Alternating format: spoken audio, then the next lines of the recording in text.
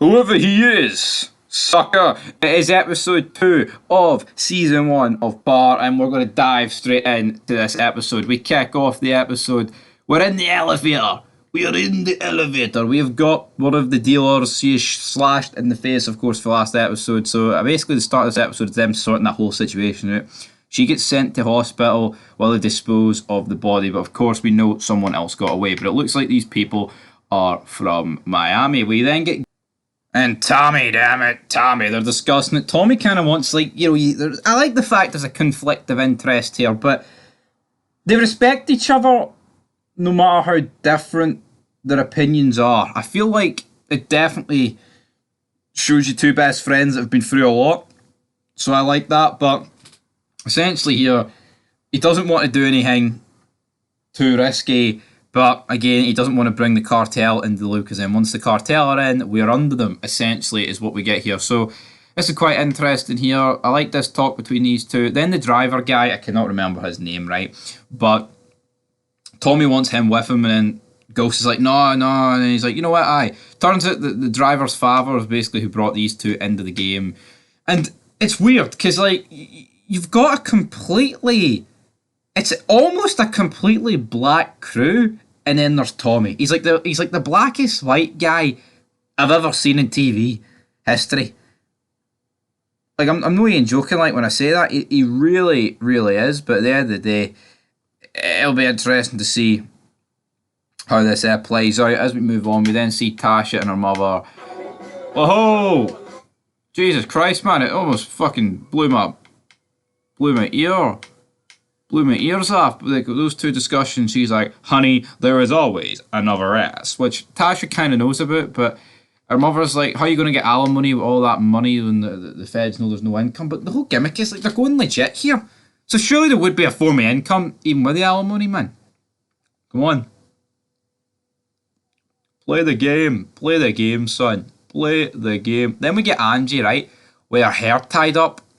And I think she's almost unrecognisable here. She's talking to like her mother or something, but the woman almost looks like far too old or young to be her mother. So I don't really know, but she like leaves a message for the FBI guy, but it's no happening. Tommy then speaks to the driver, says, we need you, big man. We need you if a war goes down, so that's why I want to train you up your dirty Tara. So a bit of history here that I liked. We then get introduced to someone from Vogue magazine. So that's what Ghost is trying to do this episode. He's trying to lock down a contact with Vogue magazine. Who want to come to the nightclub, man. Truth. They want to come to Truth. This woman is like far too tall, in my opinion. Tommy then runs into the barmaid. He's like, here, do you want me to make it? You can be in the VIP section, but she quite like that. So will they be able to lock folk down? Who really knows? But at this point, Ghost, like, he wants to switch up the phones because they're wondering how the hell they're tracking them, which is fair enough. We then cut to like another FBI lawyer sit down, they're discussing it, and the guy called Sachs jobs out Angie here, basically went against her back, but also her FBI boyfriend that's in this case didn't tell her key information, so she's left in the dark here and is made to look like a bit of a dickhead. Then we see the driver guy. He confronts Tasha. He says to her, you do know I saw you the other night in the back. You did want me to see you, didn't you? Right, mate. She's put down the window and stripped in front of you. I know it was half a rhetorical question from the guy, but let's not be ridiculous here, man. And then she's like, I have no idea what you're talking about, so I don't know what game she's playing. I feel like this driver guy's going to get a pretty brutal death sooner rather than later. Angie, though, is obviously not happy about what happened with her FBI boyfriend. She then heads to Ghost, and then Ghost's like, sure, we'll have a wee drink later, and then like, they kind of like joke about when they were kids. I was like, seriously? Is this... I understand they're trying to form that these two had a relationship in the past, and like they're also kind of like still teasing at it, but is that all we're going to get? For like, I'm not saying the whole 6 seasons, but I understand, right? These two had a relationship ages ago, but can we... I don't know, I'm intrigued about all the business, right? With the cartel, drugs, gangs, but see his wife going on like side missions to figure out if he's doing anything, or like Angie's love life. Yes, it's still connected to the like the world, I guess you could say, like the criminal world, because obviously Ghost is like top man. She's trying to figure out who top man is, etc. But I do feel like it's a wee bit filler. Some of it. We then cut to Tommy playing video games. Damn it, with Ghost's son. The son then goes to do his homework. So Ghost and Tommy are sitting here on the Xbox 360, which I thought was kind of fun. I have no idea what game this is. But I probably should, but I don't. Then one of the dealers gets chased through like an apartment complex by obviously one of these Miami people, but we don't know who it is. Ghost and Tasha are then on a date, which she suggests to use the whole Dominican tactics that were used back in the day, and like they're trying to speak in code here. Meanwhile, we've got Angie, whatever you want to call her. She's like getting changed throughout this, so it's like, oh, is Ghost's head really with his wife, or does he want to cheat on his wife? I don't know. I feel like for early on in the show, it's very early on, like for the main protagonist to be like conflicted in his love. I don't know. That's just my opinion. But then her FBI boyfriend shows up, and then Tasha and Ghost come through the door.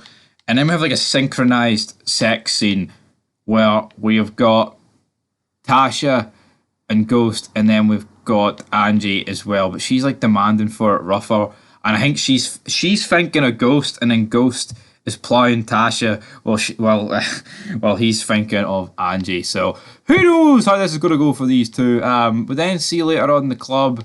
Fogue going on. Fogue want to take a picture with Ghost. Things are going well. But then Tommy shouts like, why the fuck didn't you answer your phone, man? This was never us. This was never us, damn it. Never us. He's like, what the fuck needs handled? And Ghost's like, yeah, you're right, Tommy. You know what? We need to send a message. We then cut to Angie the next day. They're interrogating one of Ruiz's guys who's actually with Ruiz's 14-year-old daughter.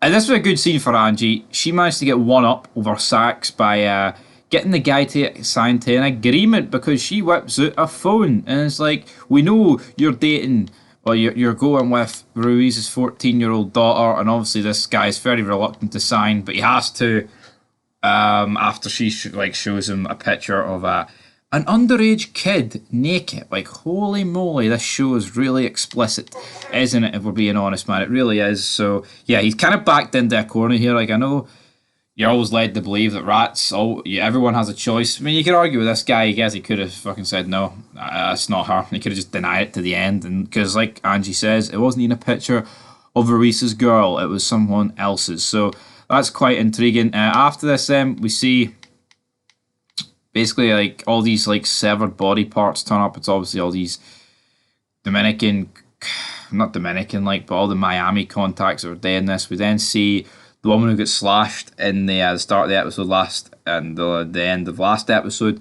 She gets told basically you can't be delivering anymore. So she's actually been promoted, which Tommy thought she was going to get killed. He's like, how'd you do this without making any noise? So again, Tommy and Ghost are conflicted here. Tommy and Angie then meet, and they're talking about how they got on in field trips. But I don't know, man. This just feels very weird that these two are still going in a relationship. But then our boss tells us that you need to drop everything you got on the side and you need to focus. And then Tasha starts taking her clothes while getting picked up by the driver again. And then all these Miami people get text that saying, go back to Miami. The job is over for now. So obviously these severed bodies is making all the difference here. And then the episode ends with Ghost getting back to his apartment and his baby's crying with the dolphin keyring under her. So what's that? Is that Tasha's placed it there thinking like, haha, you've cheated on me, Ghost, and this is how I know. This is my proof. I'm not too sure. But you know what? It was an alright episode, but was it really